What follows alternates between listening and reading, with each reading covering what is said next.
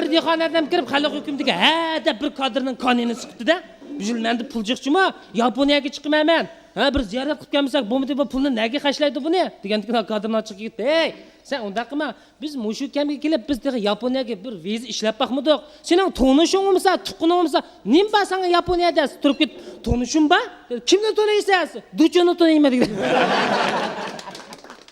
Men momam o'lganda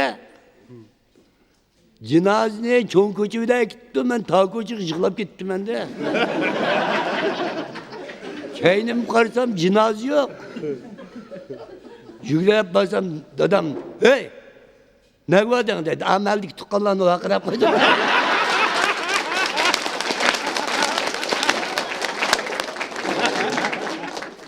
Mana san'atkorlarning qadrini bilmaydigan ba'zan bir giriy odamlar bor-da.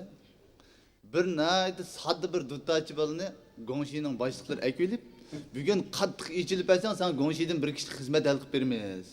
Lekin bu sadda bichar dehqon bolasi mushlarning ko'ngli bir alay deb duttani ras saz qilib shunda mo'ngluq naqshib aytib olsa, bugunning hammasi mas'ul ketgani bilan o'ziga gibi tushib oldi endi.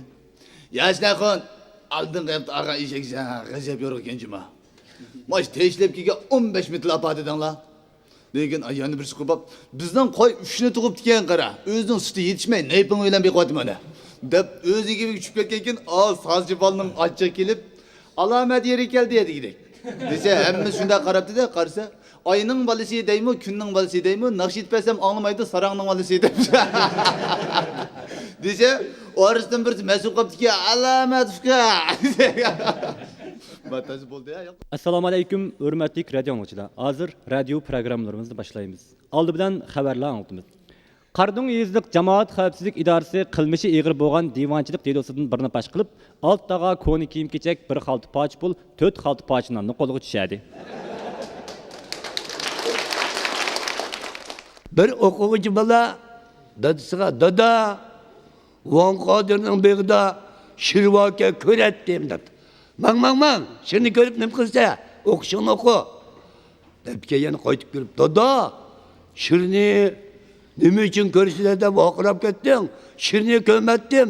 Shirning ustida chiroyli bir ayol bor ekan, shunga ko'ray deyman" dedi dadasi. "Yura bolam, men shirni ko'rmagin hidi olib." Men mushkamgacha uyga bir pul yurib baqmadim-da. Pul yurib baqmay shuna bir kuni Janub qilmoqchi bo'ldim men. Janub qilmoqchi dadamdan qo'yishlashdim. Dadam birdan chana aytdi-ki, "Dada, men mangdim qo'sh, Janub qolsin." "Mangdim balam?" "Uydan birnim olmamsa?" dedi. "Ya bo'ldi, sen uygun bermaysan" dedi.